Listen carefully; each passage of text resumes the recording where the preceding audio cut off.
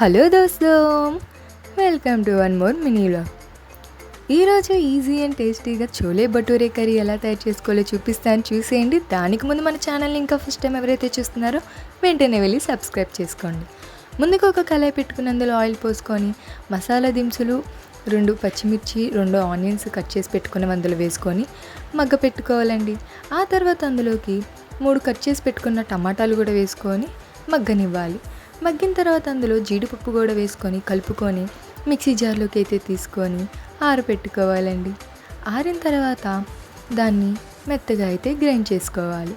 ఇప్పుడు ఇంకో కళాయి పెట్టుకొని ఆయిల్ పోసుకొని ఆయిల్ హీట్ ఎక్కిన తర్వాత మనం మిక్సీ పట్టుకున్న గ్రేవీ ఏదైతే ఉందో అది కూడా వేసేసుకోవాలండి. ఇప్పుడు అందులో ఆయిల్ తేలేంత వరకు కొంచెం వెయిట్ చేయాలి. ఆ తర్వాత అందులో కొంచెం పసుపు, ఉప్పు, 2 స్పూన్స్ కారం, ధనియాల పౌడర్, చాట్ మసాలా అయితే వేసుకొని మొత్తం కలుపుకోవాలి. ఇప్పుడు కొంచెం అల్లం పేస్ట్ కూడా వేసుకొని కలుపుకొని ముందుగానే ఉడకపెట్టుకొని ఉంచుకునే కాబూలీ శనగలు ఏవైతే ఉన్నాయో అవి కూడా వేసుకొని మొత్తం కలుపుకొని ఒక అరగంట సేపు మూత పెట్టుకొని కూర దగ్గరికి వచ్చేంత వరకు అయితే వెయిట్ చేయాలండి.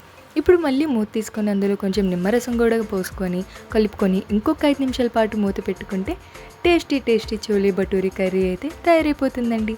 మీకు కనుక ఈ వీడియో నచ్చినట్లయితే లైక్, షేర్, కామెంట్ చేయండి. అలాగే సబ్స్క్రైబ్ చేసుకోవడం మర్చిపోవద్దు. Follow for more.